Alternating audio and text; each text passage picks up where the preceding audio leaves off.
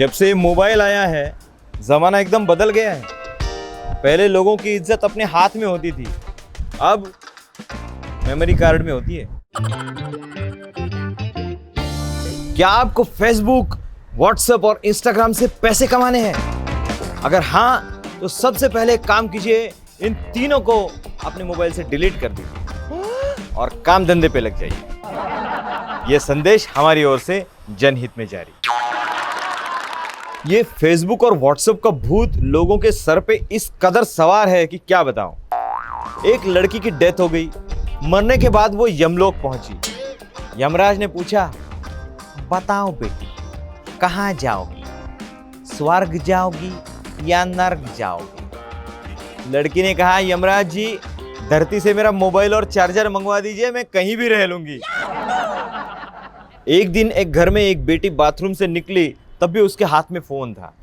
पापा ने कहा, अरे ये क्या दिन भर फोन में लगी रहती हो? बेटी बोली, सॉरी डैड। पापा ने कहा, ये जब फ्री होती हो तब क्या करती हो तुम?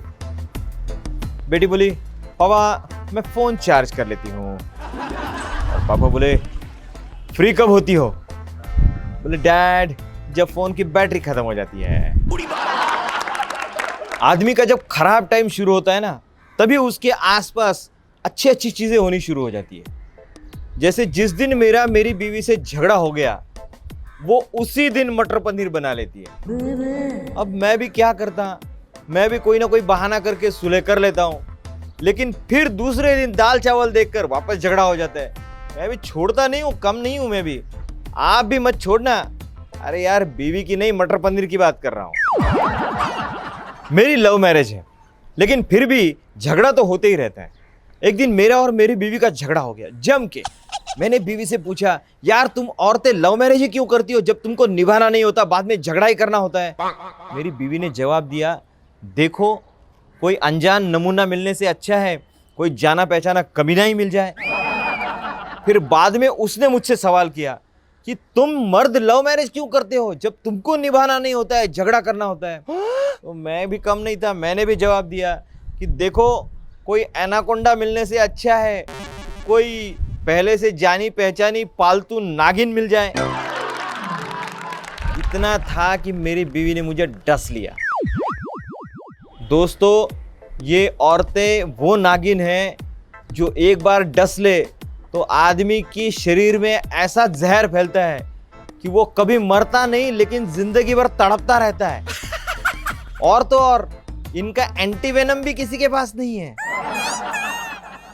पहले के जमाने की लड़की और आज के जमाने की मॉडर्न लड़की, इनमें बहुत फर्क आ गया है। पहले के जमाने की लड़की सलवार सूट पहन के कॉलेज जाती थी पढ़ने के लिए और घर आके 4 लोगों को और पढ़ाती थी। आज के जमाने की मॉडर्न लड़की मिनी स्कर्ट पहन के कॉलेज जाती है, खुद तो पढ़ती नहीं है, 40 लड़कों को और फेल करके आती है। यार, ये लड़कियां पता नहीं अपने आप को क्या समझती है यार। इनकी खुद की शक्ल होती है चुहिया जैसी, लेकिन इनको बॉयफ्रेंड चाहिए सलमान खान या ऋतिक जैसा। लेकिन मैं एक बात बताऊं, इनकी शादी होती है मनोज बाजपेयी या नवाजुद्दीन सिद्दीकी जैसे दिखने वाले किसी रिश्तेदार के लड़के के साथ, और बाद में ये जिंदगी भर शबाना आजमी की तरह टेस्ट में बहाती रहती है। अरे नहीं नहीं बहनों, मैं आपके बारे में नहीं बोल रहा हूँ, मैं तो उन लड़कियों के बारे में बोल रहा हूँ जो हमारा ये वीडियो नहीं देखती है। आप तो देख रहे हो, देखो, मजे करो, थोड़ा सा हंस लो। एक लड़के ने मुझे 3 महीने बेवकूफ बनाया। फेसबुक पे लड़की बन के चैट कर रहा था मेरे साथ। मैं आपको एक बात बताऊं, ये फेसबुक पे लड़की की फेक आईडी बनाने वाले वही लड़के होते हैं जिन्हें बचपन में अपनी सिस्टर का फ्रॉक पहनने का शौक होता है। वो कहावत तो आपने सुनी होगी, घर की मुर्गी दाल बराबर। भाई, जिसने भी बनाई है बहुत सही कहावत बनाई है। अब ये मैं क्यों बोल रहा हूँ, मैं आपको बताऊं, मैं जब भी घर में कोई समझदारी की बात करता हूँ, बीवी बोलती है, कहाँ से सुन के आए हो? यार मतलब हम तो यार, ये बीवी को समझना है ना, बहुत मुश्किल काम होता है। अब मेरी बीवी जो भी बोलती है ना, मुझे उसमें डबल मीनिंग नजर आता है। जैसे उस दिन मैं ऑफिस में था, उसका फोन आया, देखो आज जल्दी घर आना, मैं मुर्गा बनाऊंगी। अब मैं पूरा टाइम कंफ्यूज था, वो खाने वाले मुर्गे की बात कर रही थी या मेरी। दोस्तों, हर इन्वेंशन यानी हर खोज के पीछे कोई ना कोई वजह जरूर होती है। जैसे एक दिन आर्यभट्ट एक लिस्ट बनाने बैठे कि मुसीबत के टाइम पे कौन से रिश्तेदार या दोस्त काम आएंगे। बस उसी वक्त शून्य का निर्माण हुआ। मेरी बीवी मुझ पे बहुत शक करती है, आपकी भी करती होगी। एक दिन हमारे घर में एक अजीब बात हुई। हुआ यूं कि हमारी काम वाली, वैसे दिखने में काफी खूबसूरत है, वो मेरे पास आई। उस दिन राखी का दिन था। उसने मेरे कलाई पे राखी बांध दी। मैं खुश हुआ, मैंने उसे 50 रुपए दिए। मेरी बीवी मुझसे ज्यादा खुश हुई, उसने उसे 5000 रुपए दे दिए।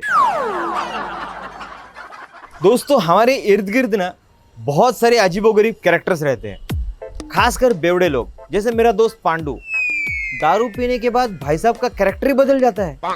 एक दिन वो और मैं रात को बार से लौट रहे थे। ये भाई साहब एक सोसाइटी की दीवार पे खड़े होकर सुसु करने लगे। मैंने उसे रोका लेकिन माना नहीं। उस दीवार पे लिखा था, यहाँ कुत्ते सुसु करते हैं। ये भाई साहब फिर भी अपना काम किए जा रहे थे। काम खत्म होने के बाद हंसते हुए लौटे और मेरे को बोले, देखा, इसे कहते दिमाग, सुसु मैंने किया, नाम कुत्ते का आएगा। बताओ यार। अब ऐसे अजीब कैरेक्टर आपके आसपास भी होंगे, ढूंढो। यार कल मेरा मूड ऑफ था। सुबह सुबह बॉस ने खरी खोटी सुना दी थी।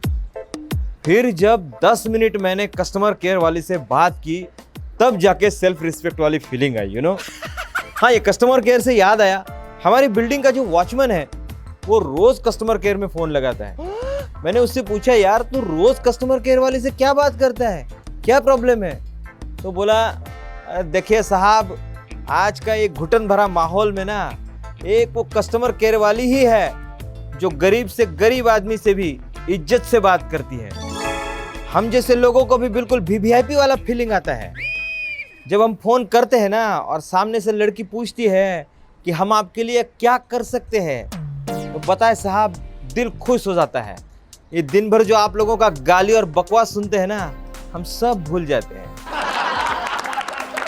तो दोस्तों, कैसा लगा आज का हमारा ये एपिसोड? हमारी तरफ से छोटी सी कोशिश आप सबको हंसाने की। थोड़ा सा हंस लो और हंसते हंसते लाइक करो, कमेंट करो, शेयर करो। नहीं किया है तो तुरंत सब्सक्राइब करो और बेल बटन वो जरूर दबाना। जल्दी मिलते हैं अगले एपिसोड में। Take care.